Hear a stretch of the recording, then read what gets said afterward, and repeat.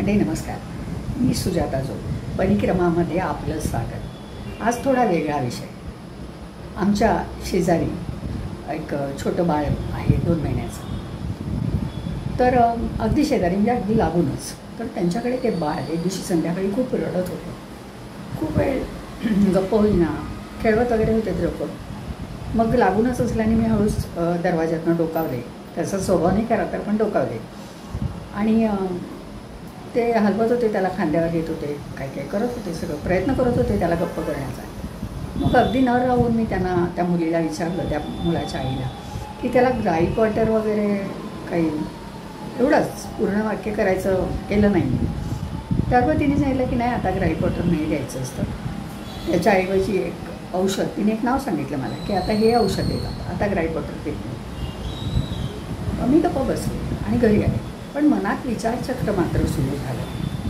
त्याच्या आधी त्यांनी सांगितलं होतं की बाळाला खूप 25 प्रकारच्या लस वॅक्सिन्स टोचायचे असतात, तोंडातनं औषध ओरल डोस द्यायचे असतात, असं खूप काही काही असतं. पण अगदी पूर्वी तर फक्त देवी टोचायच्या, त्यानंतर मग ट्रिपल आणि पोलिओ हे आलं, पोलिओचा डोस आणि ट्रिपल इंजेक्शन एवढंच आलं. आता यांनी मला 20च्या वर काहीतरी नंबर सांगितला. तर एवढी सगळी त्या मुलाला, त्याला 5 वर्षाच्या आत ते सगळं द्यायचं असतं. माझ्या मनात विचार आला की वर्षानुवर्ष माझं वयच आता तुम्ही लक्षात घ्या, तरी इतक्या वर्षात माझ्या मुलाला, माझ्या मुलाला आम्ही उगाळून बाळकडू देतो. पूर्वी सगळ्या मुलांना घरातली मोठी बाई बाळकडू उगाळून देत असेल. सहाणीवर वेगवेगळे वाणे असायचे, त्याच्यामध्ये पिंपळी असायची, वेखंड, सुंठ, ओवा, थोडा ओव्याचे दाणे असं उगाळायचे.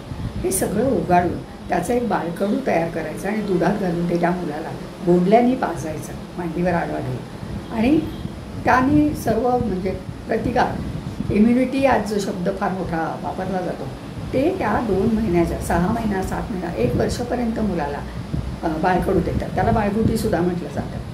माझ्या मुलाच्या वेळेपर्यंत ते होतं, म्हणजे साधारण 50 वर्षापूर्वीपर्यंत. त्यानंतर मात्र बाटलीतलं बाळकडूची बाटली रेडीमेड मिळाल्या. आधी जे होतं ना उगाळून द्यायचं, ते कस्टमाइज ज्याला आपण म्हणता येईल, की आज मुलगाची तब्येत काय आहे, त्याला काही आणखी एखादा 2 वर्षे उगाळायचे का साणेवर, तर मग कोणी ते सांगायचं आज जरा 2 वर्षे जास्त उगाळलं सुंठीचे, त्याला सर्दी झाली आहे किंवा ओवा घालचा असतं, असं करून ते कस्टमाइज त्याला त्याच्या तब्येतीला त्या दिवशीसाठी जे योग्य असेल ते करून ते बाळकडू त्याला पाजायचं. मुलगा छान राहायचं. आणि त्यानंतर मग मध्ये जेव्हा ते रडायचं तेव्हा त्याच्या पोटात काहीतरी होत असेल, दुखत असेल, त्यावेळी त्याला 2 चमचे किंवा 1 चमचा, जे काय आता मला एवढं आठवत नाही नंबर, पण ते ग्राईप वॉटर पाजायचं. ग्राईप वॉटर पाजून खांद्यावर त्याला घेतला की त्याला 2-4 ढेकरा गचागच येतात आणि त्यानंतर ते मूल थोडं शांत होतं, रडणं बंद होतं त्याचं. मग हे एक औषध होतं. ही काही औषधं जी घरगुती मी मुद्दाम सांगते, आता हे कोणाला माहितीसुद्धा नाही आहे कदाचित. हे मी शहरातलं बोलते. खेड्यामध्ये अजूनही बाळगुटी आजी, घरातली जी ज्येष्ठ महिला असेल ती उगाळून देत असते आणि त्या मुलाला आया पण कुठलीही तक्रार न करता आपल्या मुलाला ते पाजत असतात. हे खेड्यातली गोष्ट. पण आता ज्याला आपण म्हणू की शहरी भाग, निमशहरी अशा प्रकारचा जो भाग आहे, तिथे मात्र या औषधांचं अक्षरशः उच्चाटन म्हणावं असं झालेलं आहे. तर ही सुरुवातीची 1 वर्षाच्यापर्यंत त्याला ते उगाळून देत असत. नंतर हे द्यायचं, बालामृत म्हणायचं त्याला. अशा प्रकारची पण काही छोटी औषधं. नंतर दूध. आता दूध हे पूर्ण अन्न आहे. आम्ही शाळेत शिकलो, तुम्हीही शिकलात सगळे.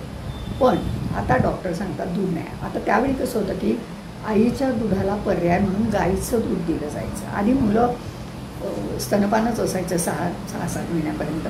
ते जर कमी पडायला लागलं, त्या मुलांना ते दूध कमी पडायला लागलं, तर मात्र गाईचं दूध द्यायचं आणि गाईचं किंवा म्हशीचं पाणी घालून द्यायचं. तर त्याच्यामध्ये काळी जी वावडिंग मिळतात, ती वावडिंग त्याच्यात 5-6 दाणे टाकायचे आणि दूध उकळवून घ्यायचं. ते उकळवून ठेवायचं. वावडिंग आताच ठेवायची त्याच्यात उकळून झाल्यावर. ती वावडिंग दूधही हलकं करतात आणि निर्जंतुक करतात. त्यामुळे ती वावडिंग आणि मग ते दूध मुलाला जेव्हा लागेल तेव्हा कोमट करून ते पाजायचं त्याला. तर आता तो दूधच देऊ नका, त्याच्यामध्ये वेगवेगळ्या पावडरी घालून द्या वगैरे सांगतात. काही म्हणजे खूप बदल झाले. वावडिंग तर मला वाटतं आता माहीतसुद्धा नसतील काही लोकांना.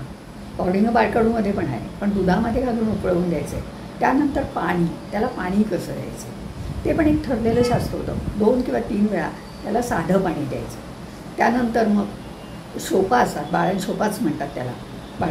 बाळंतिणीला पण द्यायच्या असतात ओवा शोपा आणि बाळाला पण. तर त्या बाळाला कशा द्यायच्या, तर पाण्यामध्ये शोपांचं पाणी करून उकळायचं, पाणी उकळून गाळायचं आणि त्याला थोडं कणभर मीठ टाकायचं त्याच्यात आणि ते पाणी पातेल्यात ठेवून द्यायचं. आणि जेव्हा जेव्हा तुम्ही दिवसातनं 3 किंवा 4 वेळा ते शेपांचं पाणी, बाळंशोपा घातलेलं पाणी त्याला द्यायचं. त्यामुळे त्याच्या पोटात गॅसेस नाही काही, त्याला खूप छान त्याला बाळ वाढतं, चांगलं शांत राहतं, त्याची सर्वांगीण वाढ होत राहते. त्यासाठी ते शोपांचं पाणी. म्हणजे आता वेखंड अंघोळ घातली, बाळाला अंघोळ घातली की बाळाला अंघोळ घालणारी बाईच यायची, म्हणजे त्या काळी किंवा घरातली म्हातारी आजी कोणीतरी आडवं घालून त्याला गरम गरम पाण्याने छान ताळूवर तेल भरणं. ताळू त्याची हलत असते, आपण हात लावला तर अगदी हळू हाताने त्याच्यावर तेल लावायचं, थोडं अंगाला तेल लावायचं, मालिश थोडं अगदी हलक्या हाताने. ते बाळ किती छोटं असणार, त्याचे नाक वगैरे त्याचे जे अवयव आहेत, डोकं थापटून दूर करणं, हे सगळं त्याचं ते त्या आंघोळीच्या वेळेला ते व्हायचं. त्यानंतर आंघोळ झाली, अंग पुसलं की त्याच्या अंगाला वेखंडाची पावडर लावायची त्याला, कारण तो गार झाला आहे ना आंघोळ केल्यामुळे.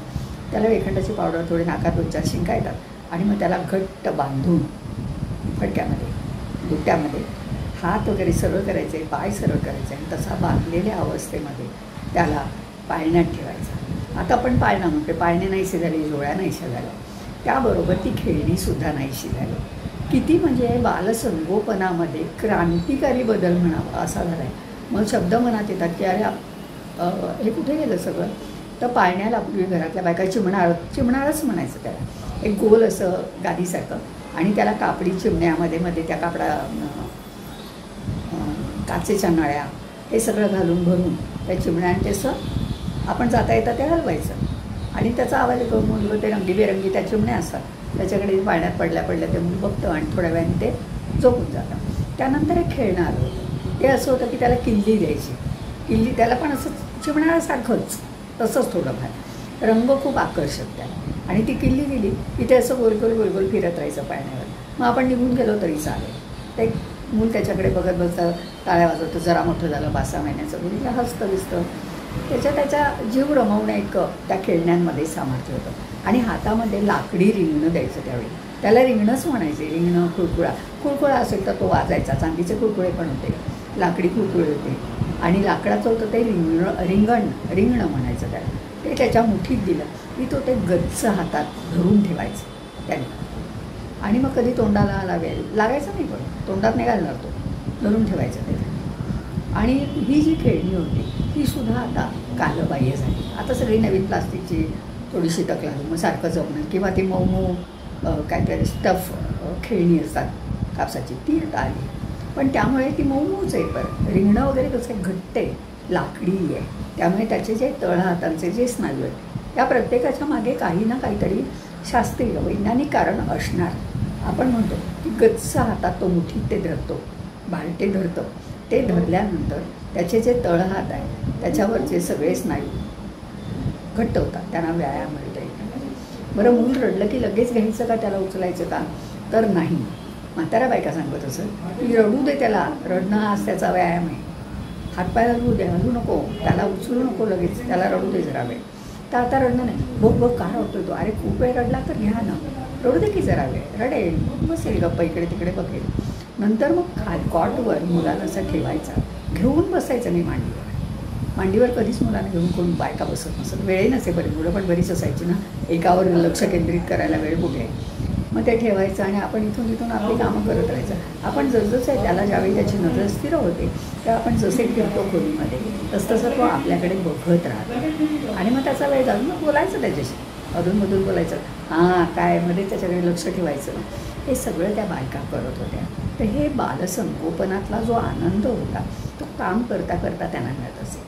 आणि कोणी आपलं येता जाता त्याच्याकडे बघावं, खेळवावं. तर आता मला अक्षरशः म्हणावं असं वाटतं की ये कहाँ आगे हम, बालसंगोपन पूर्वींचं आणि आताचं ह्यातला फरक पाहिला की हे वाक्यच मला म्हणावंसं वाटतं. अरे काय आपण काय करतो?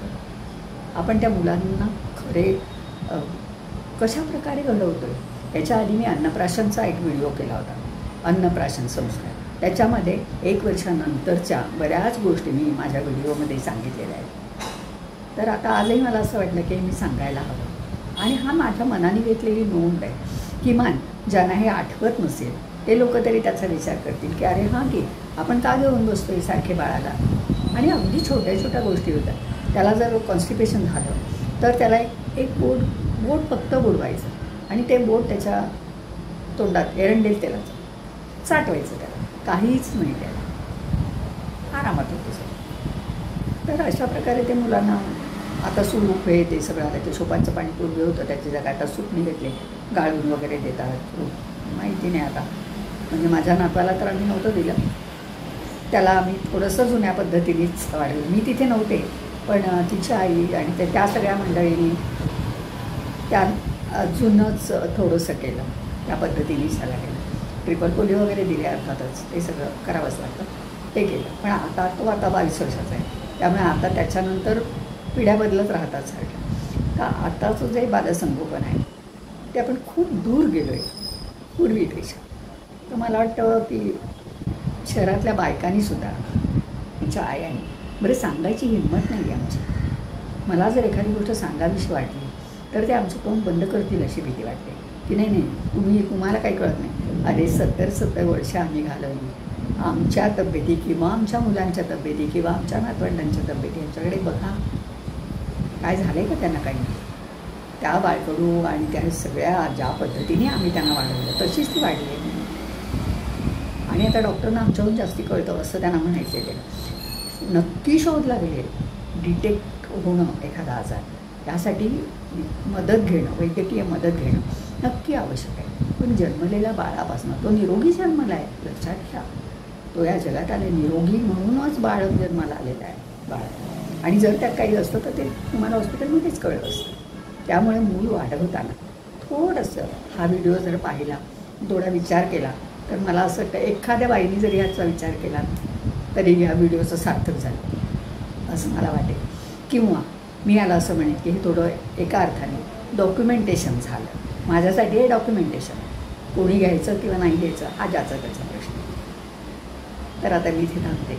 हे निरीक्षण करत असताना बरेच विषय सुचतात आणि बोलावंसं वाटतं. त्याप्रमाणे मी बोलते आणि बोलणारसुद्धा. आता मी इथे थांबते. पुढच्या वेळी असाच एखादा विषय घेऊन भेटेल.